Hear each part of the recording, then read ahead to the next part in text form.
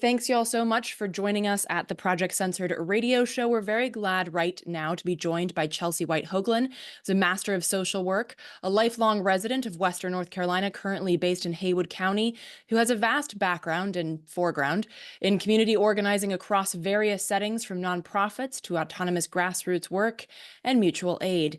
She is the host and producer of Rednecks Rising, an anti-fascist, anti-racist, anti-capitalist Appalachian podcast, which originally evolved into a platform to amplify and organize mutual aid support in collaboration with groups like Rural Organizing and Relief and Mutual Aid Disaster Relief following Hurricane Helene. Chelsea, thanks so much for joining us. Thank you so much for having me. Absolutely. And before we get into the situation on the ground, I want to start by asking about the official, be that state or local or federal support since Hurricane Helene. What, if any, was there, is there, and is it accessible? Yeah, I want to, I think, take note that every county has been impacted differently, has different needs, and has also been given different resources in this time. So my experience here in Haywood County might not be the exact experience of folks in Mitchell County per se. My observation has been that the government has been here since day one. I think there is a public misunderstanding of the government's role in situations like this, and especially FEMA's role in situations like this. I think what the government has predominantly been focused on immediately was search and rescue. And still, there are search and rescue operations on the ground that are still happening, even more than 3 weeks after the event.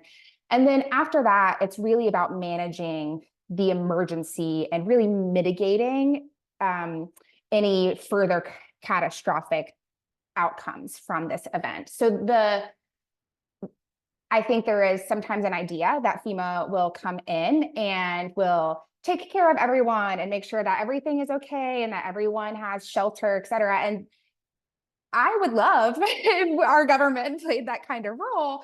That's not what their role is. It's largely to manage, make sure that there are still law enforcement officers present in communities where they feel they need to be present, right? It's to make sure that all of the bureaucratic boxes are getting checked. And I think in this moment where we are now, a little over, actually it'll be 4 weeks out tomorrow, today-ish, is that the government is offering, through programs that we are already familiar with, the social safety net, some kind of relief to a lot of folks, but it is definitely not enough to overcome what they've just been through. And it's certainly not going to be enough to sustain the community for the long term. So for example, providing, there are county-based distribution relief hubs that complement some of the mutual aid efforts on the ground. There's also programs like the disaster SNAP benefits. So those are the food stamps, the supplemental nutrition benefits.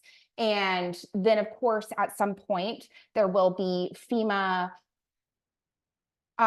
assistance to homeowners, typically in the form of offering loans for repairs at a very low interest rate as compared to what they would get from a bank, or loans to move if they can't rebuild for some reason.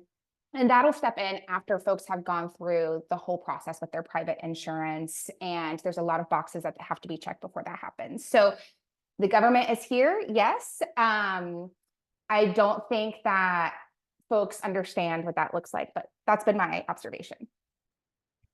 Yeah, absolutely. And that's been my observation after disasters as well, not least of all in Puerto Rico after Hurricane Maria. That was fascinating to see how government responded to that. Well, and I'm also curious then, I want to move to the situation is what the situation is on the ground now, now that corporate cameras have moved on, because if they were ever there, because something that we try to do here at Project Censored is not only cover the news that doesn't make the news, but also remove people from that paradigm of the 24-hour news cycle as like an appropriate way to view the world. And as you mentioned, Hurricane Helene made landfall on September 26th, and we're recording this on October 24th. And then there was Milton, which was like another story, but not it. I mean, it went in and back out again in about the amount of time it takes to do like a microwave dinner. So in short, like corporate media have long since moved on, but catastrophes such as this linger long after. So Chelsea, could you speak to and give us a sense of what the current situation is right now on the ground, as we're basically at the 1 month anniversary? Yeah, great question. So on the ground, I think it's important to illustrate, first of all, the scale of the impact. We are talking literally 1/4 of the state of North Carolina was impacted by the storm. 23 counties at one point with the count. I think it's up to 25 now. I've lost track. But so the situation on the ground looks very different, but is still pretty bad off across the board. So where I live in Haywood County, we did not have a large scale infrastructure crumble in the way that we saw happen in Yancey County and Mitchell County and Buncombe County even. So here, most of our folks have power, have had potable running water for the last week or so. But there are still at least 2 counties, Mitchell and Yancey are the ones that I am most familiar with, that the majority of people still do not have power in, and where we are talking possibly years, up to 4 years was quoted by one official in the papers for water infrastructure to be rebuilt, because critical pieces of infrastructure like the water treatment facility, the sewage treatment facility were quite literally wiped off the board. So the situation looks a lot different, and folks on the ground have kind of been, as I touch base with my friends and extended family in different counties, when we ask each other that question, like, oh, how are things out here in Madison County? How are things in Ashe County? We almost laugh because it's like the scale is bad off to totally devastated, right? And so most of us are like, oh, we're on the bad off side of the scale. Like we're doing all right. We're hanging in. But I think that what we are mostly focused on, for me at this point, largely being in mutual aid, disaster relief organizing spaces, is long-term recovery, because the next chapter of this crisis, as I've been referring to it, is an economic crisis. It is not just, well, first of all, people did lose their homes, and we were already in a housing crisis across this region before people lost their homes. So displaced families, hundreds living in a shelter in Mitchell County still. We've still got folks living in a shelter here in Haywood County. There's not many options for people to go.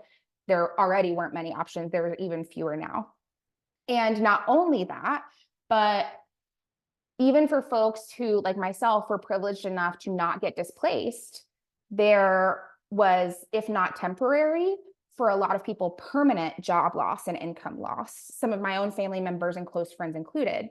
There was a spa and resort up in Hot Springs in Madison County that had to completely close and lay off all of their employees. And it was a huge employer for the area because there's not much industry here in Appalachia to start with. And so for us, this now looks like, okay, how do we, one, get long-term shelter for our people on the ground? So we're starting to think about needs more around either salvaging what property is salvageable, so getting in things like sheetrock and flooring as we like essentially gut and rebuild a home from the inside out, or getting in kind of temporary structures for folks to put on property that they can then use until more permanent housing options can become available.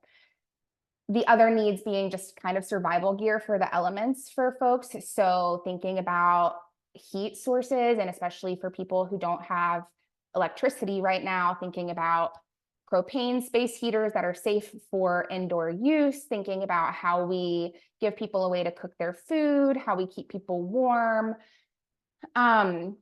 Schools, for the most part, are starting back in, and I will say it feels like there's almost 2 different realities, even being here on the ground, where it's kind of 1 foot in and 1 foot out, this kind of push to like get back to work, get back to school, everything is normal, like the power's on, water's on, we're all good here. But then there's this 1 foot in where it's like, we recognize that this was a huge collective trauma, and most of us are still actively living in the trauma and have not been given tools and resources to process that. And so it's a very interesting dichotomy to be kind of living through here on the ground in the moment. Gosh, yeah. I mean, it sounds a bit like the COVID thing. It's like, let's get back to normal as soon as possible, when of course normal wasn't great to begin with, but now how do you want me to go back to that? I can't. I can't pretend that everything's fine. And I mean, you were talking about like how this one place was a big employer. I think something that folks might, unless they're familiar with that region, might not be aware of. I mean, just West Virginia, for instance, is in Appalachia, and it's the third most rural state in the country. Could you talk a little bit about this region of Appalachia and how rural it really is, so people can kind of get an image of like what one job loss might mean, or what like the destruction of like several homes in a small community could really look like? Yeah. So I think I am very passionate in particular about Appalachia as an entire region that is economically disenfranchised, essentially. This has been kind of a learning journey for me in my life, but so Appalachia is a place where young folks, myself included, grow up believing that in order to not be poor and in order to survive and make good money and get a good job, you cannot live here. So my whole life, I grew up thinking that I needed to move away to the city or the bigger areas in order to even make enough money to have a comfortable life. And the reason folks think that is because the region is largely, the biggest industries in this region are food and beverage and tourism.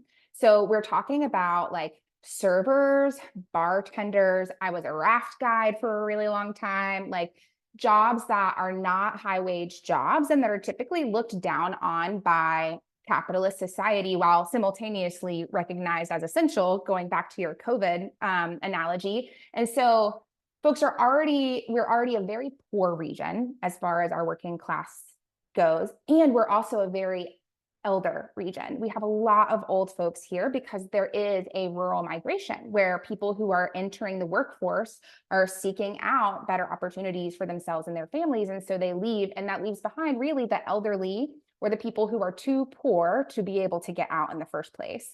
And so we have a really high percentage rate of poverty that is already higher than the national average, but I'm not going to pretend I know what it is off the top of my head.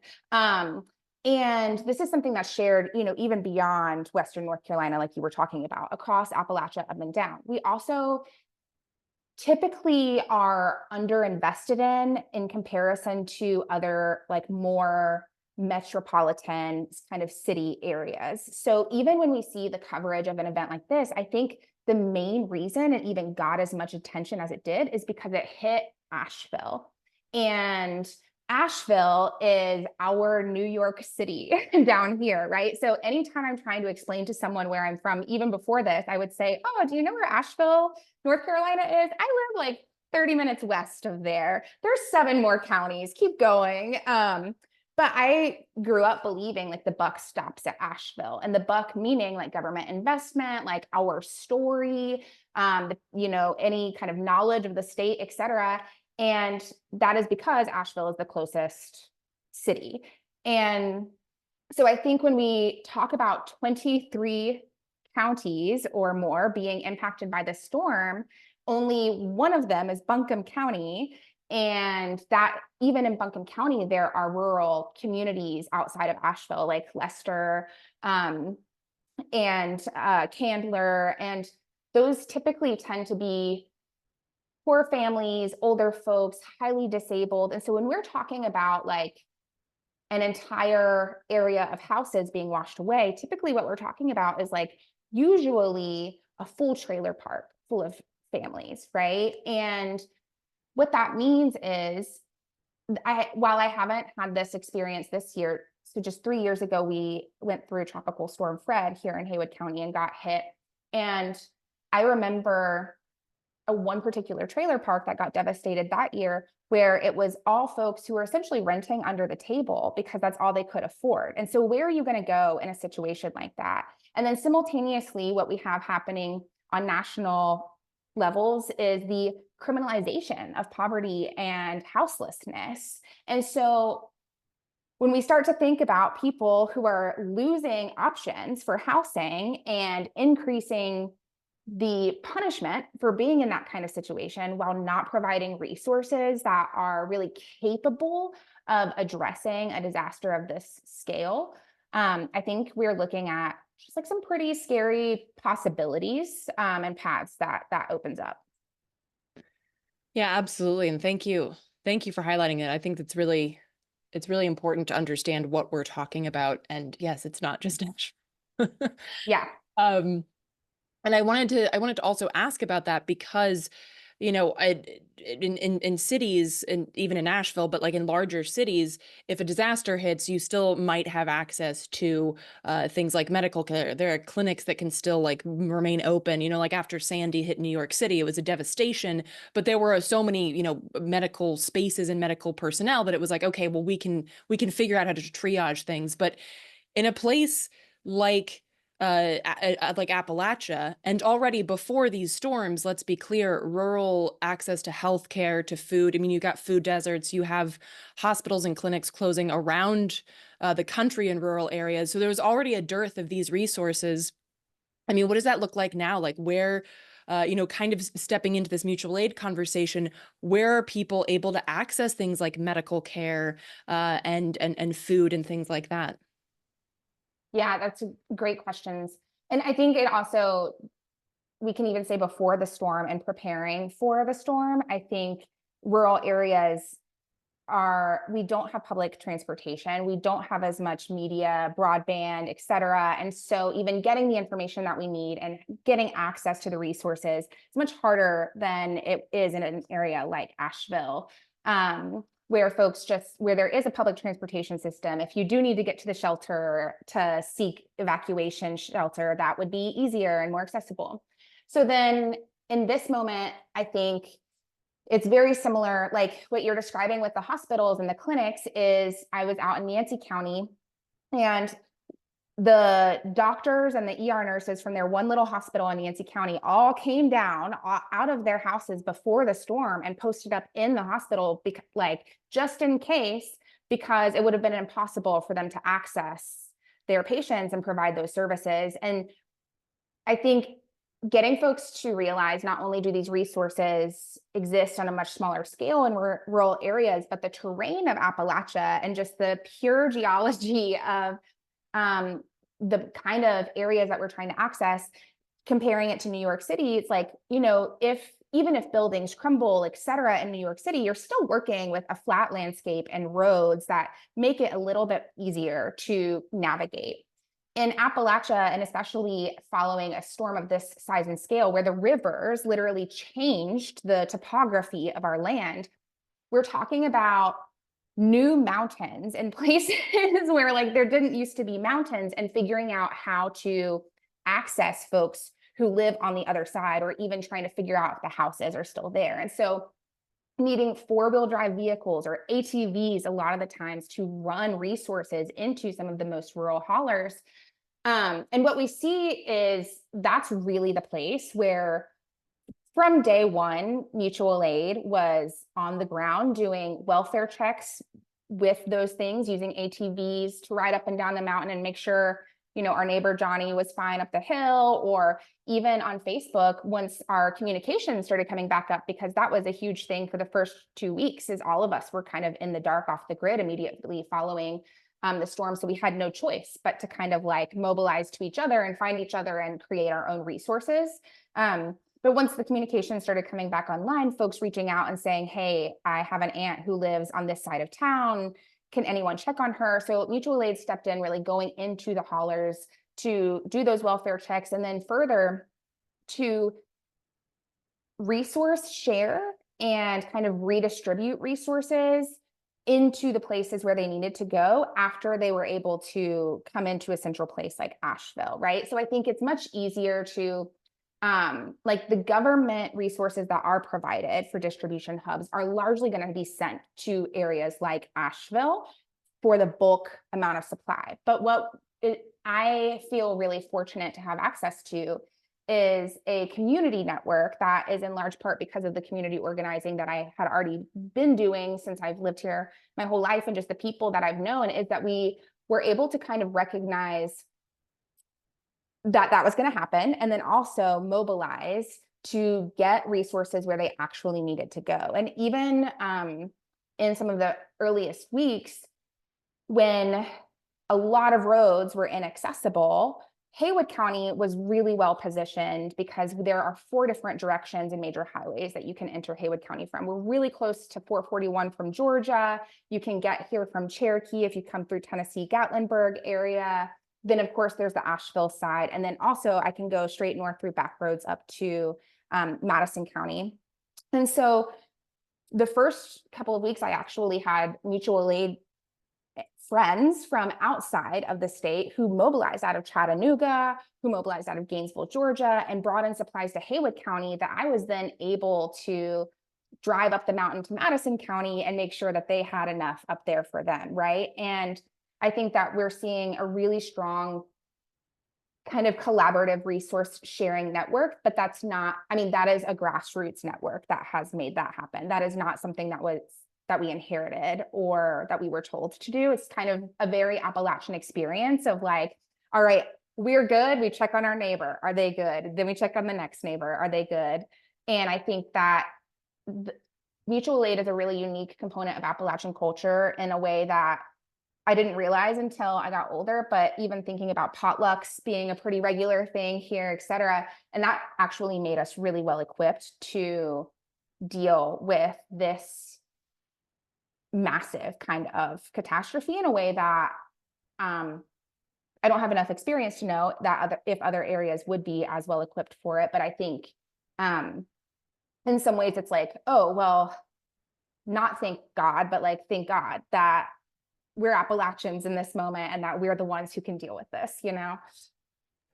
Yeah, absolutely. And I think something that you highlighted as well is like you have like, if not just the mental resources, but some of the resources that would have been necessary. Like Appalachia has a lot of like ATVs that you don't have Exactly. in Yes. other places.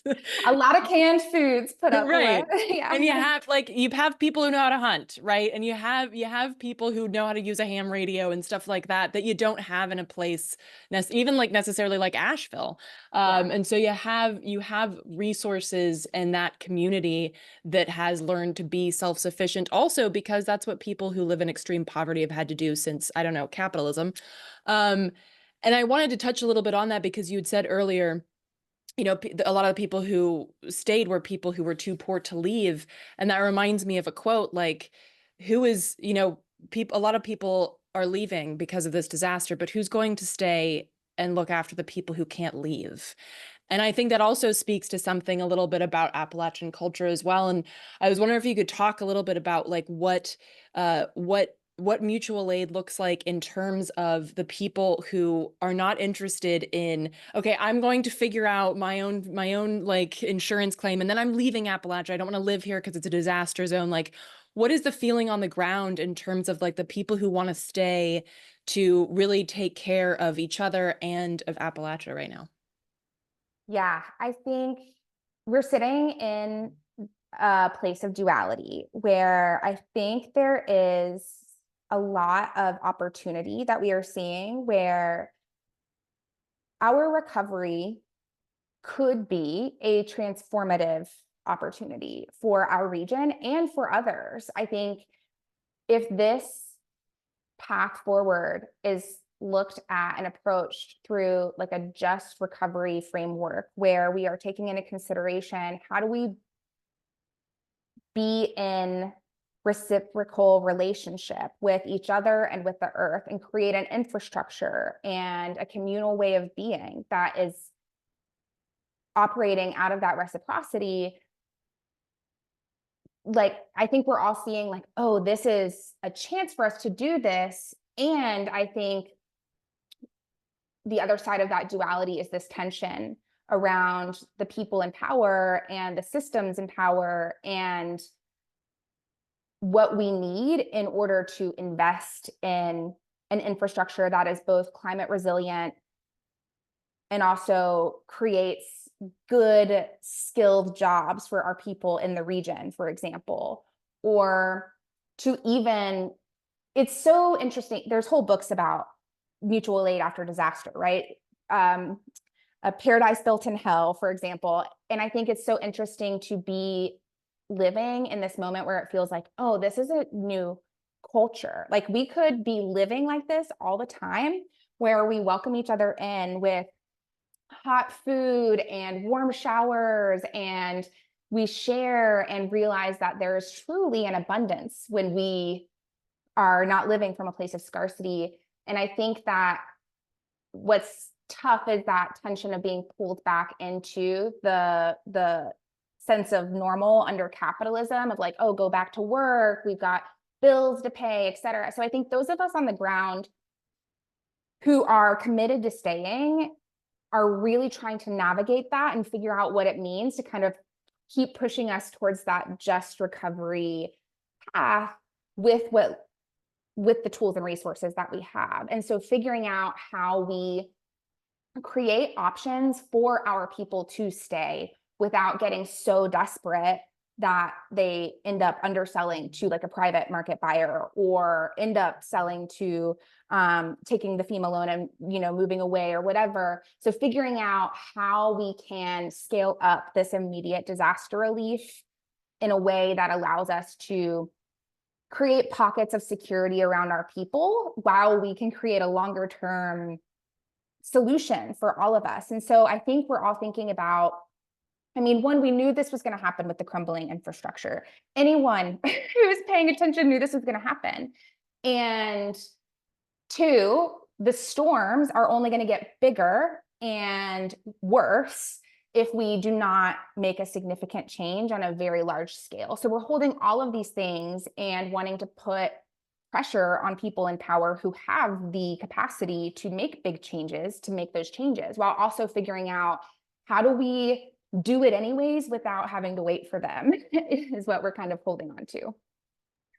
Yeah, and I think you put it well. I mean, you're holding multitudes, and there's a lot to carry and a lot to walk with as time goes on. And kind of as we wrap up here, I was wondering if you could share some short and long-term needs that listeners might be able to either support with in terms of expertise or whatever material needs, and best ways that people can find out about the work that y'all are doing down there.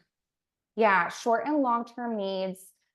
Really, it comes down to money. There's lots of amazing organizations that are trustworthy on the ground. Beloved Asheville, even though they are Asheville based, they do support our whole region, and we're doing work with our unsheltered neighbors prior to this storm. And they focus on how do we create alternative housing solutions outside of this construct with that will put high barrier obstacles in front of people, et cetera. And so they're a great one to support. I think as far as skills, there's still largely Mitchell County, some other areas that need chainsaw work. So if anyone wants to grab a chainsaw and come cut up, we're talking thousands of trees that are down in a lot of places. Also, long-term medic support on the ground is always helpful, especially folks are getting actively injured in some of the deeper cleanup areas. And I think having people on hand to help with best practices for protecting yourself from injury and infection is really helpful for us. But then also, if folks have access to old RVs that you would be down to donate, people can live in those. Or similar, if you have a shed we can turn into a tiny home. There's still folks who lost their vehicles to the flood. So if you have an extra beater sitting around somewhere that you want to throw our way, and in addition to that, donating the actual construction equipment. So like if you have access to plywood, sheetrock, flooring, we definitely need those things. We've got the immediate survival materials like pretty on lock. We are very well stocked on water, food, first aid kits, medicine, but I think we're kind of getting to this second layer now where it's really about these high ticket items. And then there's these specialty heaters called Space Buddy heaters, I think, and they are safe for indoor use propane heaters. And so those are a high ticket item because they're over $100 a piece, and getting those donated in bulk is huge. Um, there are lots of incredible organizations on the ground that folks should follow up with and look into to supporting that. Will often post updated needs list on sometimes a daily, but definitely a weekly basis because the needs are always changing. And so checking out Rural Organizing and Relief that you mentioned, Beloved, Mutual Aid Disaster Relief, these are all really great folks to go look at and to donate to because they will put your money to use on whatever is most needed in the moment for folks, whether that's a generator or a heater or a tiny home. Um, yeah, I think those are the main things. Okay. Well, thank you so much, Chelsea. Really appreciate you taking the time to sit down with us in the midst of everything that you're holding and carrying right now, down where you are in Haywood County. Thank you so much for amplifying our story. Appreciate you.